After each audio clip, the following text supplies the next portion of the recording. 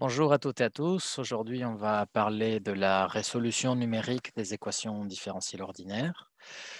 Donc, comme vous le savez, une équation différentielle ordinaire, c'est une équation, donc une égalité, où l'inconnu est une fonction qui dépend d'une seule variable.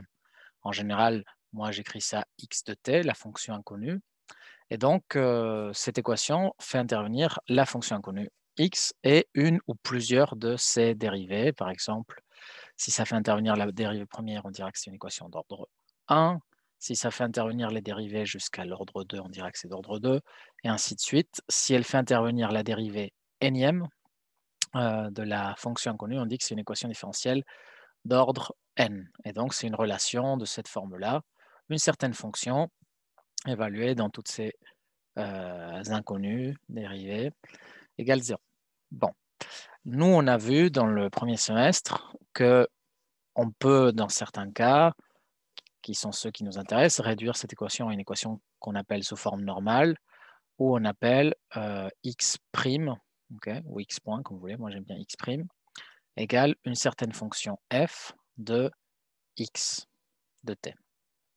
Okay. Alors ici, il y a deux possibilités, si vous voulez être un tout petit peu plus spécifique, mais sachez qu'on peut toujours se ramener, on a vu ça, une équation d'ordre n peut être réduite à une équation de cette forme-là, même lorsqu'elle est non autonome. Pardon, lorsqu'elle est autonome. Donc, cette équation que je viens d'écrire là, okay, que je vais mettre en jaune, c'est notre équation modèle. Okay. Donc, sachez qu'on peut toujours, dans les équations qu'on va voir, se ramener à cette forme-là. Okay. Parfois, vous verrez écrit, soit dans mon cours, soit dans d'autres endroits, que le cas un tout petit peu plus général, même si ça ne l'est pas, où la fonction dépend explicitement de t et de la variable d'état x. Alors, vous pouvez passer de là à là en rajoutant une équation supplémentaire qui serait t' égale 1. La dérivée du temps par rapport à lui-même, c'est 1. Okay, donc, quitte à augmenter la dimension de 1, ici, je vous rappelle que mon x de t, c'est un vecteur de Rn. Donc, quitte à passer dans Rn plus 1, je peux toujours me ramener à l'équation de la forme jaune. Okay, donc, moi, dans tout mon cours, je ne considère que des équations sous cette forme-là, puisque je peux le faire. Okay, donc, c'est des systèmes d'ordre 1. Donc, ici, pour que tout soit clair, x, c'est une fonction qui va prendre un élément réel t d'un certain intervalle i à valeur dans Rn. Et f, qu'on appelle donc la dynamique, c'est une fonction de Rn dans Rn. C'est un champ de vecteurs. Okay, donc, ces équations différentielles-là, on a vu, elles servent de modèle physique, biologique, économique d'un grand nombre de phénomènes. Et l'idée, c'est, OK, parfois, je vous ai dit, dans la plupart des cas, presque jamais, on peut résoudre de manière analytique ces équations. C'est-à-dire que presque jamais, on peut trouver la fonction x de t égale quelque chose. Donc, Poincaré, il a proposé, puisqu'on ne peut pas résoudre ces équations, on ne va pas les résoudre. Donc, on va analyser ces équations d'un point de vue géométrique. Donc, c'est la théorie des systèmes dynamiques qu'on a abordé le semestre précédent. Nous, en plus, on a fait de la commande sur ces systèmes dynamiques, donc on pouvait contrôler ces systèmes, donc on avait une variable de commande U. Et l'autre façon de faire, qui est complémentaire, c'est l'analyse numérique. Donc l'analyse numérique va chercher à résoudre cette équation-là de manière approchée, en itérant, comme on a vu dans les cours précédents. Donc, dans cette histoire-là, vous devez retenir deux types de problèmes que l'on va regarder. Donc, vous avez cette équation-là. Et d'un côté, vous allez avoir ce qu'on appelle les problèmes de valeur initiale ou plus pompeusement les problèmes de Cauchy. Problème de Cauchy, c'est lorsque l'on va complémenter cette équation par une condition initiale. X à l'instant initial, donc typiquement 0, mais ça peut être autre chose, égale une certaine valeur x0, donc si je suis en dimension n, de Rn. Et on va voir aussi les problèmes aux limites lorsque nous n'avons pas uniquement une valeur qui doit être satisfaite, mais plusieurs valeurs. Donc, par exemple, x en 0, je veux que ça soit 0, et x en 1 soit égal à 0 aussi.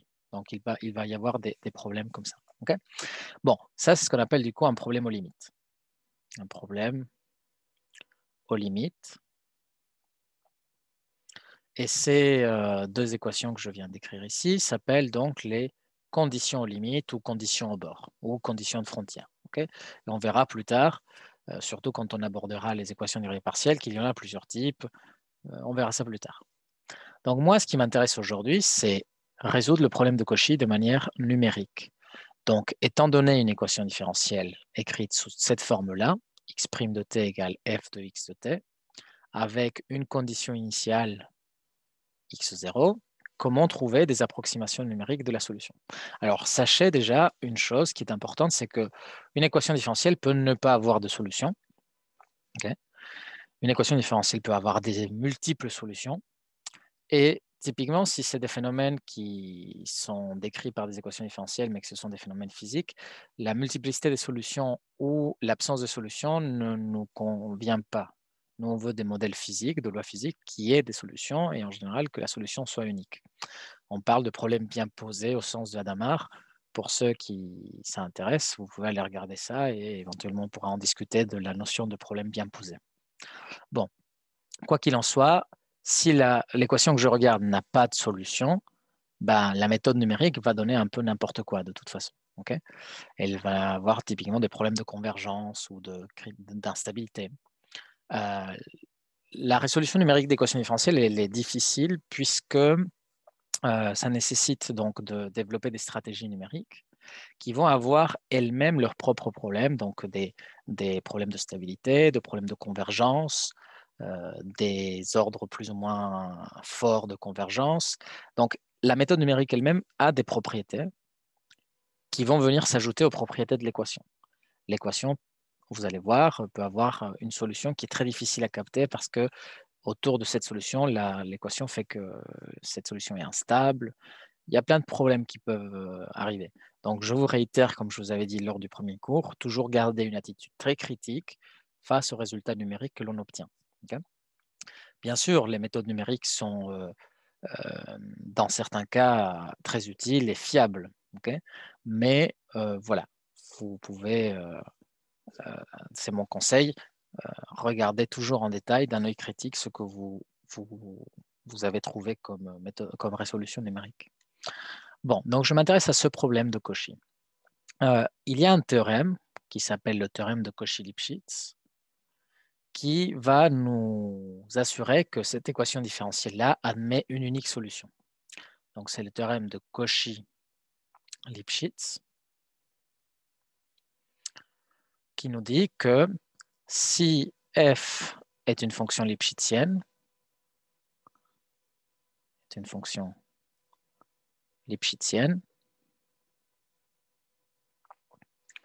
alors notre équation différentielle qui est là admet une unique solution locale. Admet, on va lui donner un nom, étoile. Alors, étoile admet une unique solution locale.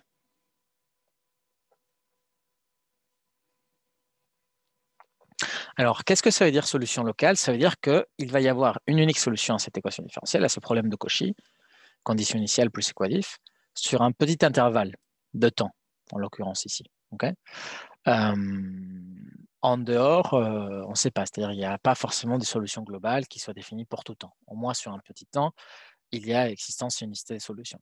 Alors nous, on verra des équations où ça se passe bien et aussi des équations en TP où ça se passe moins bien. Okay, et il faut en être conscient que les propriétés de l'équation vont influencer la résolution numérique, plus le fait que la méthode numérique elle-même va avoir une influence sur la résolution.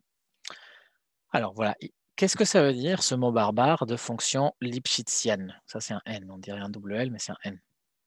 Je vais peut-être je le réécris pas. Lipschitzienne, vous regardez sur Google.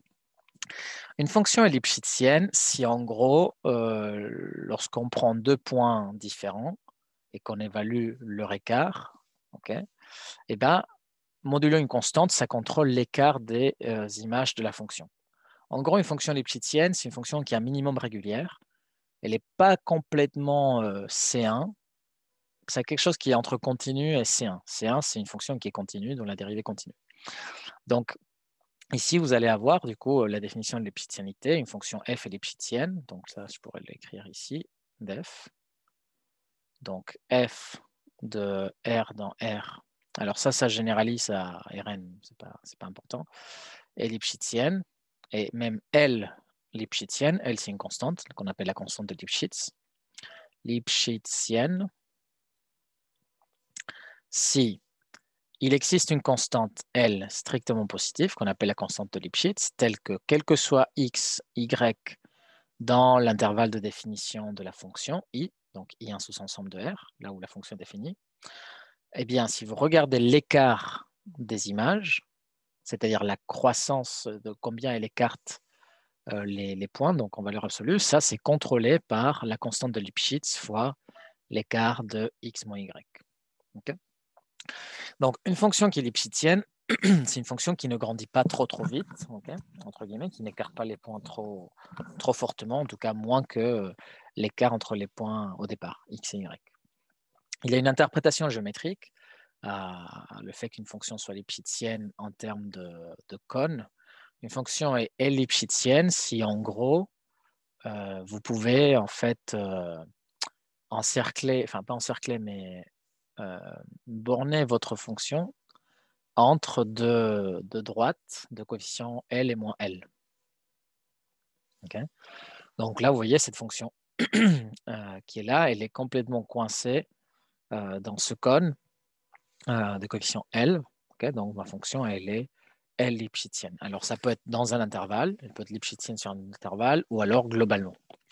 Mais bon, ce qui est important pour vous, élèves ingénieurs, à retenir, c'est qu'une équation différentielle peut avoir ou pas de solutions. Ces solutions peuvent être multiples. Et on a un théorème qui nous dit quand est-ce qu'il y a une solution unique. Et n'oubliez pas le mot local, c'est-à-dire défini sur un petit intervalle de temps. C'est le théorème de Cauchy-Lipschitz, c'est un théorème extrêmement connu. La preuve de ce théorème est très intéressante à regarder. Je vous conseille de le voir. Ça fait intervenir le point fixe de Picard pour les applications contractantes. Mais bon, ce n'est pas au programme pour vous, donc ne vous inquiétez pas. S'il y en a que ça intéresse, vous pouvez bien sûr venir me voir. Alors, voilà, donc on a ce théorème qui nous assure que notre problème a une unique solution. Okay, donc maintenant, je vais considérer toujours des fonctions lipschitziennes. On peut affaiblir le théorème un petit peu en disant qu'elle est localement lipschitzienne. Bon, peu importe. Okay, sachez qu'il y a des conditions pour avoir existence unicité de la solution. Nous allons aborder 3 méthodes numériques de résolution qui sont assez simples. Une que vous connaissez peut-être, c'est la méthode d'Euler. Une autre, c'est la méthode de Runge-Kutta à l'ordre 2. Et l'autre, c'est la méthode, je pense qu'on prononce Runge-Kutta puisque c'est allemand, à l'ordre 4. Okay, et nous verrons Euler à la fois en implicite et en explicite. Et on verra qu'est-ce que ça change. Okay, donc, ces 4 méthodes de résolution sont à connaître. Vous devez savoir les implémenter. Et voilà. Okay, donc, commençons par la méthode d'Euler. C'est la plus simple. La méthode d'Euler consiste à dire, en fait, à faire un développement de Taylor à l'ordre 1, assez simple. Si vous avez une fonction, okay, alors par exemple, une fonction un petit peu comme ça, voilà. Eh bien, cette fonction en un point, par exemple le point qui est là, le point petit a, la fonction se confond avec sa tangente. Donc évidemment, pour qu'elle ait une tangente, il faut que la fonction soit dérivable. Mais bon, c'est chose que je vais supposer. Donc là, je suis au point petit a. Et donc au point petit a, ce que je peux dire, c'est que la fonction f au point petit a est à peu près égale. Okay, donc pas uniquement au point petit a, mais en fait, pour toute valeur de x proche de a, dans un voisinage de a, f de x est à peu près égale à la tangente à la fonction f au point petit a. C'est-à-dire que f de x est à peu près égal à f' de a fois x moins a plus f de a. Okay, bon, maintenant, comment j'applique ça aux équations différentielles? Mon problème est le suivant, c'est x' de t égale f de x de t.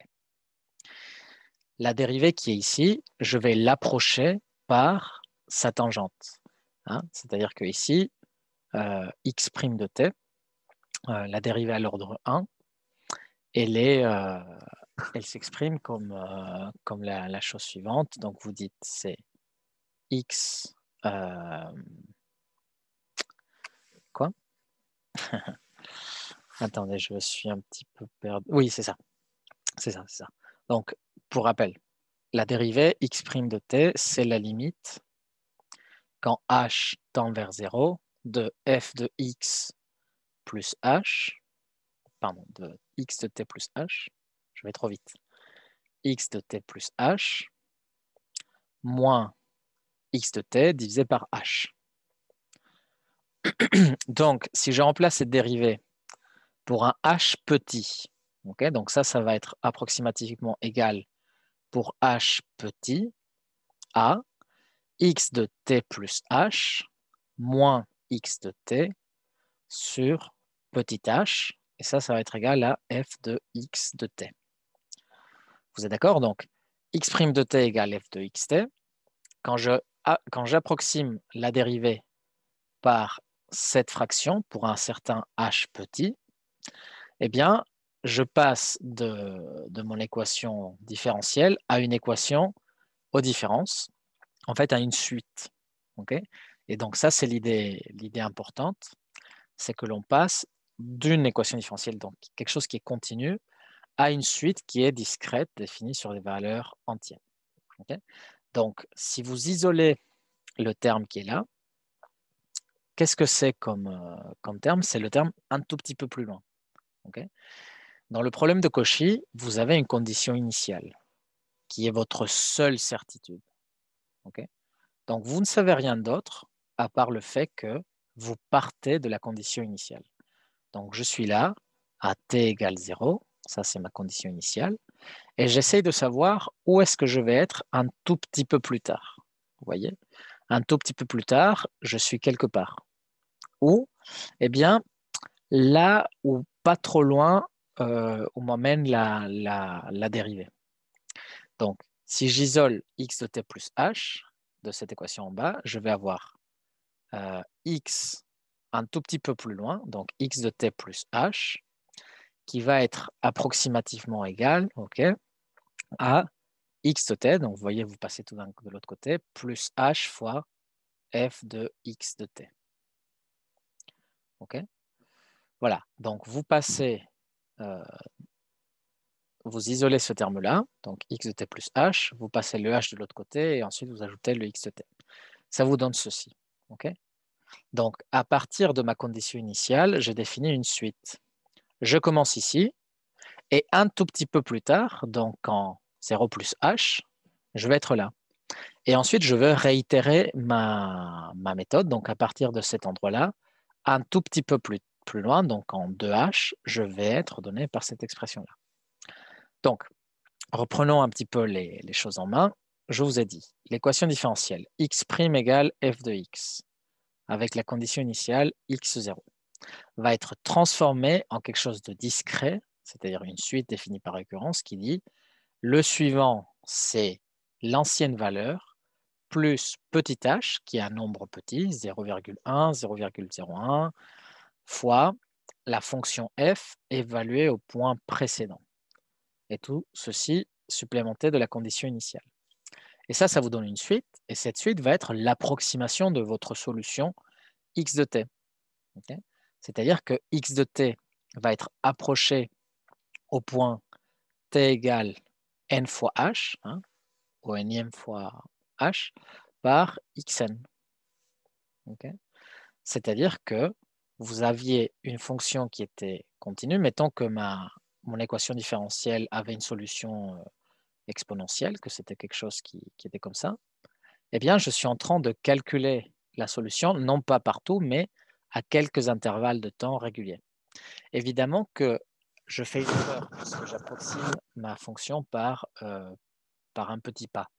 Donc, en vérité, la chose que je vais voir au fur et à mesure, c'est je ne vais pas être parfaitement sur la courbe, et en fait, plus je calcule la solution sur un temps long, plus l'erreur que je vais commettre va être grande. Donc, nous allons être en présence d'un phénomène de cumul d'erreurs. Okay.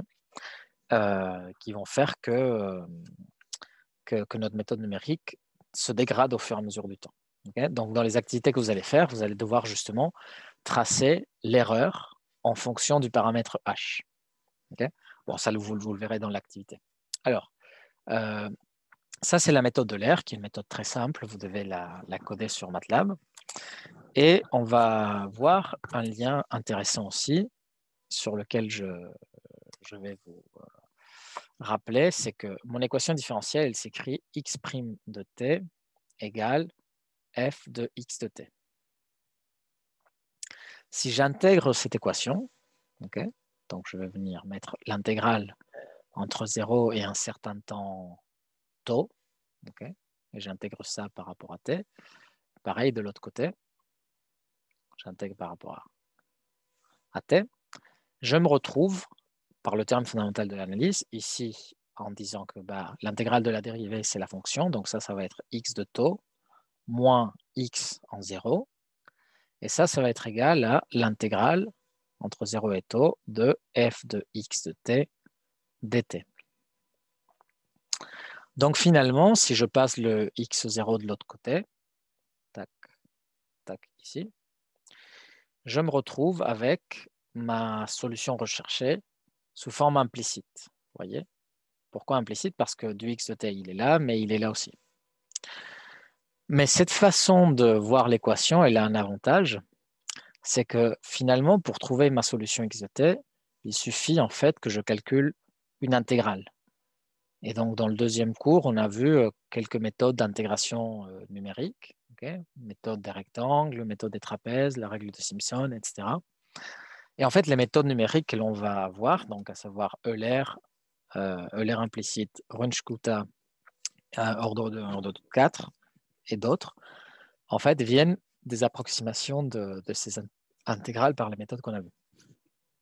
Bon, c'est juste quelque chose que vous devez savoir, ne vous cassez pas trop la tête. On peut dériver ces méthodes à la fois par des formules de Taylor ou à la fois par des intégrations numériques. Okay? Alors, voilà, ça c'était la méthode de l'air.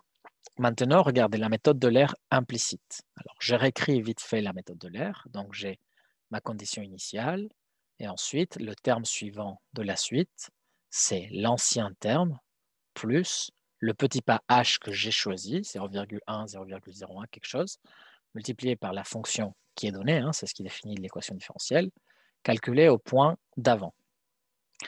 Donc ça, c'est la méthode de l'air explicite. La méthode de l'air implicite ressemble énormément avec un tout petit changement qui va être assez grand, en fait, il n'est pas si petit, c'est que là, il y a un plus 1. Okay? C'est-à-dire que vous allez chercher le terme suivant, mais le terme suivant, il est défini lui-même de manière implicite. C'est pour ça que ça s'appelle implicite, c'est-à-dire qu'il est à la fois à gauche et à droite. Et ce qu'on a ici, en fait, c'est une équation où l'inconnu, c'est cet objet-là. Okay? Et grâce à la méthode de Newton-Raphson, nous allons pouvoir résoudre cette équation de manière numérique. Okay? Donc, dans la méthode de l'air implicite, quelle est la différence avec l'explicite? C'est vous avez une condition initiale, donc ça c'est pareil, mais pour calculer le terme suivant, il ne suffit pas juste de remplacer à droite par la valeur de xn, mais il faut résoudre en plus une équation. Donc c'est plus cher. C'est plus cher, mais on va avoir un avantage, c'est que cette méthode-là va être plus précise. Pour le même petit pas h, nous allons voir que c'est une méthode qui va être plus précise. Okay? C'est une méthode d'ordre 1, donc je vous rappelle l'ordre d'une méthode, c'est lorsque la décroissance entre les points se suit avec une inégalité entre les points précédents. Donc voilà, ça c'est la méthode de Euler et Euler implicite. Okay. Maintenant, nous allons regarder rapidement les méthodes de Runge-Kutta. Elles sont définies également en termes de suite, et puis elles elles font appel, si vous les voyez sous forme intégrale, à des formules d'intégration qui est celle des trapèzes. Okay. Alors, la méthode de Runge-Kutta à l'ordre 2 nécessite 2 étapes. Okay. Vous allez prendre la condition initiale, donc x0, ça c'est toujours la même chose puisqu'on travaille avec des problèmes de Cauchy. Et vous allez calculer ici un terme intermédiaire, k. Okay. Ce k, il va être égal à la valeur de la solution à l'étape précédente, plus h fois la fonction à l'étape précédente. Donc là, vous voyez, on a ce que Euler nous aurait donné, mais la valeur que vous allez prédire, okay, donc à l'étape suivante, va être la valeur précédente, xn, plus h divisé par 2, multiplié par f de xn, donc à l'étape précédente, plus f de k. Okay. Le k, donc, c'est la valeur intermédiaire que j'ai calculée précédemment. Okay. Donc, comme je vous ai dit, cette méthode, elle va être dérivée en utilisant le schéma des trapèzes. Okay. Donc, ça, c'est la méthode de Runge-Kutta à l'ordre 2. L'ordre 2, puisqu'elle va nous donner une convergence en h carré. Okay. Donc, pour un petit pas h de 0,1, la solution va être précise à 1 centième. Donc, vous gagnez 2 ordres de grandeur. Okay. Alors, la méthode de Runge-Kutta à l'ordre 4, donc elle est un tout petit peu plus longue à implémenter, mais pas beaucoup plus longue, elle va être donnée par la formule suivante. Donc, vous allez devoir l'implémenter, okay, dans l'activité d'aujourd'hui. Donc, x0 est donné, et ensuite vous définissez des k, donc, sauf que cette fois-ci, il y en a 4 au lieu d'un seul. Donc, k1, c'est h, le petit nombre que vous avez fixé, qu'on appelle le pas, multiplié par la dynamique à l'étape d'avant. Ensuite, vous avez K2 qui est égal à H multiplié par la fonction de l'étape précédente. Donc, vous allez avoir Xn plus K1 divisé par 2. Okay. Ensuite, vous avez K3 qui est égal donc à H multiplié par F de Xn plus K2. Donc, vous voyez comment ça s'itère, divisé par 2. Hein, donc, vous voyez le K1, il est là, il est là. Ensuite, il y a le K2 qui est là, et bien, hop, il réapparaît là. Donc, quelque part, il y a le K1 qui est inclus dedans aussi. Et finalement, vous avez K4 qui est égal donc à H, le même H, hein, à chaque fois le pas, multiplié par F de Xn plus K3. Donc, encore une fois, ici, vous avez donc K3 qui se retrouve ici. Okay. Et enfin, vous allez prédire la valeur x de n plus 1 comme étant x de n plus 1 comme étant une moyenne. Okay. Donc déjà, la valeur d'avant plus 1 sixième, c'est une moyenne pondérée, de K1 plus 2 K2 plus 2 K3 plus K4. Okay. Donc voilà, le K1, on le retrouve ici. Le K2, on va le retrouver là. Le K3 que j'avais mis en marron, il est là. Et le K4 qui est là, il est là. Bon, évidemment, comme le K4 dépend du K3, le K3 du K2 et le K2 du K1, en fait, il n'y a que du K1, si vous voulez, mais ça fait une expression très, très grande. Et donc ça, c'est la méthode de Euler. Pardon, je suis fatigué. De Runge-Kutta à l'ordre 4. Voilà. Donc, je répète un petit peu en dernière chose comment on applique ces méthodes. On part de notre seule certitude qui est la condition initiale et ensuite on va à chaque étape calculer le terme suivant en fonction d'une certaine procédure qui fait intervenir le terme précédent ou d'autres choses. Okay. Une certaine fonction, grand F de xn. C'est une suite. Okay. Donc vous remplacez votre fonction, voilà, vous la remplacez votre fonction connue par le calcul d'un terme d'une suite. Donc, quelque chose qu'il faut qu'il soit hyper clair. Donc là, ici, par exemple, j'ai mon intervalle de temps. Ça, c'est le temps. Donc là, on est en t égale 0. Et vous allez découper cet intervalle, mettons que vous voulez aller jusqu'à 10, en des petits pas h. Okay, ça peut être tous les demi, tous les centièmes, tous les 1, tous les 2. Et ce que vous devez retenir, c'est que plus le pas h est petit, bah, plus on va être précis. Mais qui dit plus précis dit plus cher en temps de calcul. La méthode va prendre plus de temps à calculer la solution. Okay, donc, en fait, cet intervalle, vous le découpez en plein de petits morceaux, tac, tac, tac, tac, tac, tac, tac, qui sont des h. Et donc, x0, c'est la valeur à l'instant initial, x1, c'est la valeur au petit point x égale h. Okay, donc, mettons que x0, c'est la valeur de x à l'instant initial, x1, c'est la valeur de x évaluée en petit h, x2, c'est la fonction inconnue évaluée au point de h. Là, j'ai pris un pas régulier, h égale 0,1 ou 0,05. On peut avoir des méthodes qui n'aient pas besoin d'avoir le poids fixe. On appelle ça des méthodes à pas variable, mais bon, ça complique un petit peu les choses. Mais sachez que ça existe. On n'est pas obligé d'avoir un h constant. Mais voilà, ce qui est important, c'est que vous fassiez la différence, c'est entre l'indice de la solution sur laquelle vous êtes et la valeur du temps sur laquelle vous êtes. C'est-à-dire que vous n'êtes pas en t égale 0, t égale 1. Non.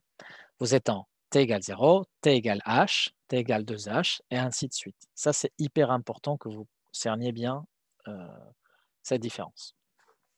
Voilà, c'est tout ce que vous devez savoir sur la résolution numérique des équations différentielles ordinaires.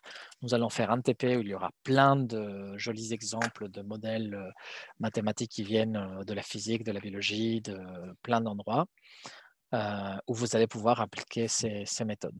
Okay, donc, il n'y a pas grand-chose de plus à retenir. On va implémenter ces méthodes sur l'ordinateur, on va les appliquer à des équations et on va voir ce que ça donne. Voilà, à la prochaine fois.